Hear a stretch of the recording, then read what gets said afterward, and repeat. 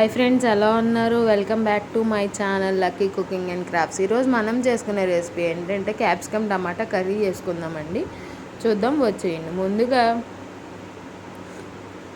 Cut చేసి పెట్టుకున్న capsicum, సన్నగా కట్ చేసుకున్న ఆనియన్స్, చిన్న పీసెస్గా కట్ చేసుకున్న టమాటా, 2 పచ్చిమిర్చి, కరివేపాకు తీసుకోవాలండి. తర్వాత స్టవ్ వెలిగించుకొని ప్యాన్ పెట్టుకోవాలండి. ప్యాన్లో ఒక 3 స్పూన్స్ ఆయిల్ యాడ్ చేసుకోవాలి. దాంట్లో జీలకర్ర, ఆవాలు, కరివేపాకు యాడ్ చేసుకోవాలి. తర్వాత పచ్చిమిర్చి కూడా యాడ్ చేసుకోవాలండి, కట్ చేసుకొని. అవి కొంచెం వేగాక ఆనియన్స్ యాడ్ చేసుకోవాలండి. బాగా కలుపుకొని వేపుకోవాలండి ఆనియన్స్ని. దాంట్లో కొంచెం పసుపు, కొంచెం సాల్ట్ యాడ్ చేసుకోవాలని, ఆనియన్స్ వేగాలి కాబట్టి బాగా వేపుకోవాలి.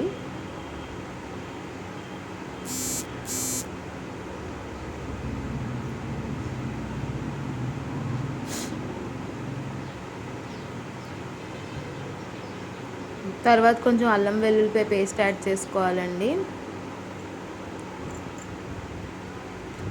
బాగా కలపాలండి. కలిపి పచ్చివాసన పోయేదాకా వేపుకోవాలి. అల్లం వెల్లుల్లిపాయ పేస్ట్ పచ్చివాసన పోకపోతే బాగోదండి, వేగపోతే. తర్వాత కట్ చేసి పెట్టుకున్న క్యాప్సికమ్ ముక్కలు యాడ్ చేసుకోవాలి. అవి కూడా బాగా వేపుకోవాలండి.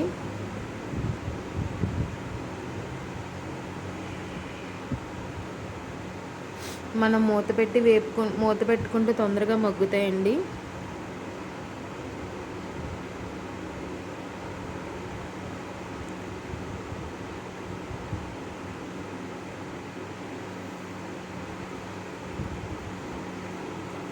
తర్వాత కట్ చేసి పెట్టుకున్న టమాటా ముక్కలు ఉన్నాయి కదండి, అవి యాడ్ చేసుకొని బాగా కలుపుకొని మూత పెట్టుకొని మగ్గించుకోవాలండి. టమాటా నుంచి వచ్చే వాటర్ సరిపోద్దండి, మనమేమో ఎక్స్ట్రా వాటర్ పోయక్కర్లేదు దాంట్లో.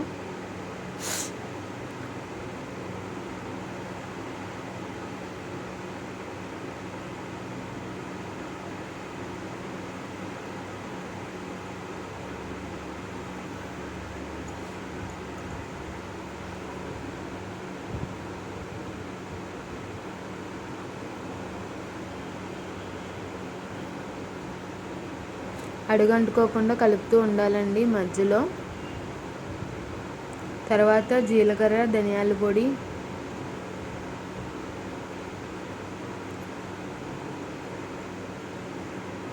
కొంచెం గరం మసాలా, కొంచెం కారం యాడ్ చేసుకోవాలండి.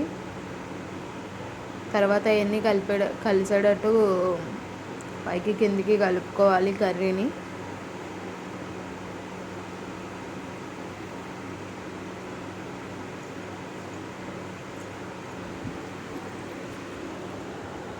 తర్వాత కొంచెం జీడిపప్పు పౌడర్ చేసుకుని యాడ్ చేసుకోవాలండి లాస్ట్లో దింపేసే ముందు. దీన్ని రైస్లోకి, చపాతీలోకి చాలా బాగుంటుందండి. ఇలాంటి మరిన్ని వీడియోస్ కోసం మా ఛానల్ని లైక్ చేయండి, షేర్ చేయండి, సబ్స్క్రైబ్ చేయండి. ఇన్స్టాగ్రామ్ ఐడి ఫాలో అవ్వండి, లక్కీ కుకింగ్ అండ్ క్రాఫ్ట్స్ అండి Instagram ID. Thank you for watching.